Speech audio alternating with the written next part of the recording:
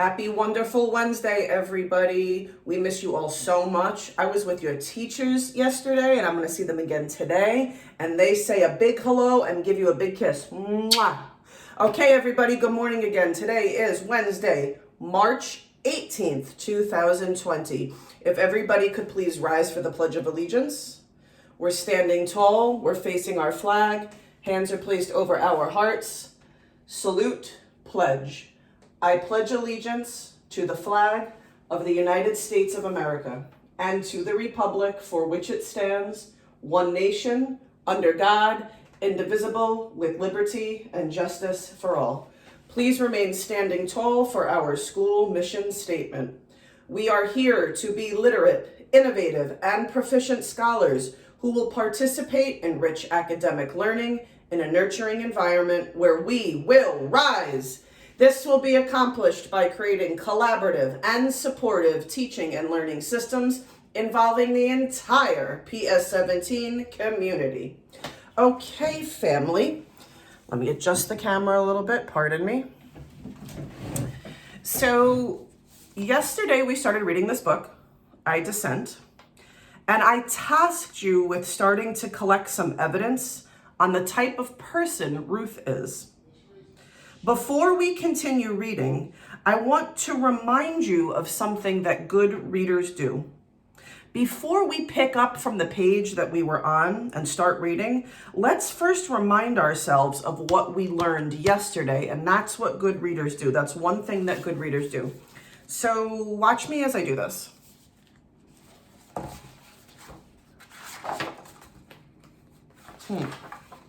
Oh, I remember this page. Remember the first page? It showed her as a little girl, and then we learned that she became a Supreme Court justice, which we said was an important job. And of all of the things, she was like protesting and saying, that's not fair, right? Because if we remember, when she was a little girl, she grew up in a time, right, in the 1940s in Brooklyn. We learned that she was from Brooklyn.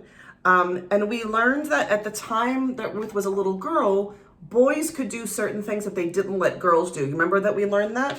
So we're kind of collecting some information on Ruth's life. And that information, as we keep gathering that information, is going to help us have some deeper inferences about who Ruth is. I remember this part. Remember that Ruth's mom was really important in her life. We had a thought that Ruth's mom was going to have a strong impact on her life because she would take her to the library and make sure she got a good education. I remember this part, which I think made us feel really, angry and sad. Those are my feelings that I felt. Ruth experienced a lot of prejudice in her life. Her family was Jewish, and she experienced a lot of adversity and prejudice, both for being born a girl and for being Jewish. I remember that part. I remember when she was in school, she kept trying and trying and trying her best. And no matter what anybody would tell her, she would object and she would keep moving forward. So those are the things that we sort of learned about her life as a child. And I think we're ready to keep reading now. So let's see what happens, because now when we read this next part of her life, about this next part of Ruth, we're going to start to see her as an older student, as like a teenager, and then in her college life. So you ready? Yep. Okay, here we go. I'm looking at this page right now, and I'm making an inference that something sad is going to happen. She's on the couch with somebody that maybe it's her father. Looks like they're crying, looks like they're sad. So let's see what happens. By the time Ruth was in high school, friends and teachers knew her as an outstanding student, baton twirler, cello player, and newspaper editor. Wow, she did a lot of things. As graduation approached, Ruth was chosen to make a speech at her graduation ceremony, but she had been keeping a big secret. Her mother was terribly sick, and the day before graduation, Celia Bader, her mother, died. That must be why she's looking that sad. And remember, her mom was really important to her, and she loved her family very, very much. There was no agreeing with this. There was no disagreeing. This simply was. Ruth did not go to her graduation. She did not give her speech. Still, Ruth knew what her mother wanted. 3 months later, she left home to attend. college.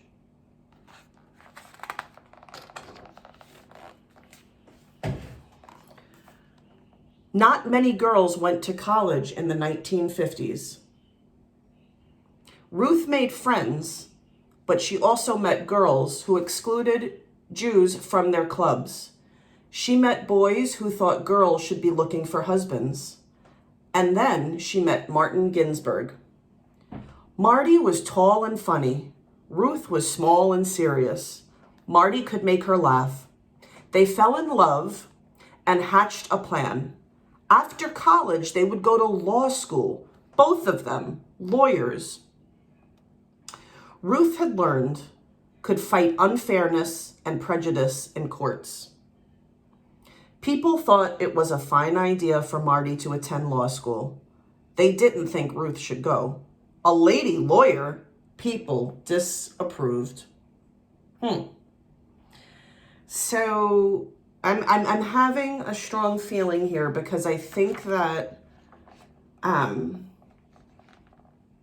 remembering back to when we were at this page. This page, right? And then before that was the page with her mother. And we learned that her mother really encouraged her to have a lifelong love of learning and reading. I'm thinking that Ruth's mom really had a major influence and impact on her life and was one of the reasons that Ruth decided to continue to go on to school, right? Something very sad happened in her life. And remember, we talked about the difference between feelings and traits, right? Feelings are something that come and go, right? And so there's a difference between how Ruth felt when she was singing, right? And when we experience a tragedy in our lives, something sad in our lives, our feelings obviously get sad. However, the traits are something that continue on and with us and with us. So we're going to think about what is it about Ruth that helps her keep going and going and going. All right, so let's keep reading. So Marty and Ruth got married. They both went to law school and they had a baby and they named her Jane.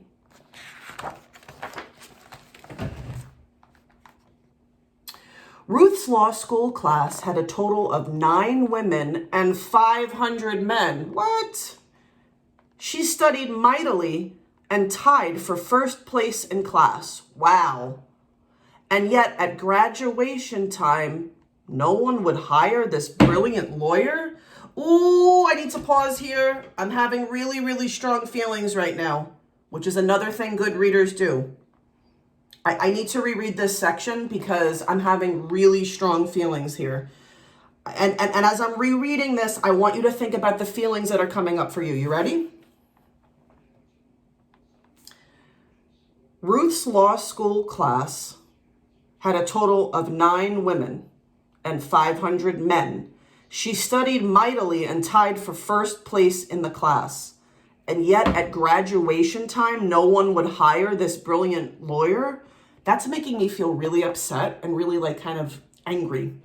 That's not fair, right? So good readers pause when they're having strong feelings about something. And I want you to remember that as you're reading your books at home. Don't just read through them. When something important happens or when you're having a strong feeling about something, stop and think about what you're feeling. Let's keep reading. Why not? Why wouldn't they hire her? Because she was a woman. Men didn't want to work with a woman. She was a mother. Men thought that a mother wouldn't pay attention to work. She was Jewish. Many people were still prejudiced. 3 strikes against her, but Ruth was not out. Finally, a judge hired her, and she worked like mad for him. After that, one law school hired her, then another. Ruth became one of the few female professors in the whole country, and she did it with a new baby at home, James. I'm thinking that we've gathered a lot of evidence in this book that Ruth is the type of person that never gives up. And there's a word for that. There's a few words for that. One of them that's coming to mind is persistent.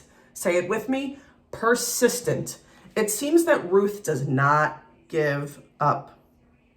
So Remember yesterday we learned about Ruth as a young child and some of the issues that she faced. Today we learned a bit about her time as an older teenager and some of the things that happened to her then and as a college student. And she continued to face some of the same problems that she did when she was a little girl. We are also learning about how she overcame these challenges, and that is helping us to collect some information around the type of person she is.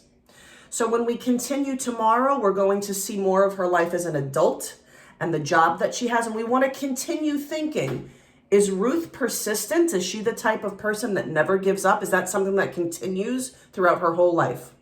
Okay? PS 17, we love you all dearly. Have a wonderful, awesome day. And say it with me, as always, we love you. Mwah.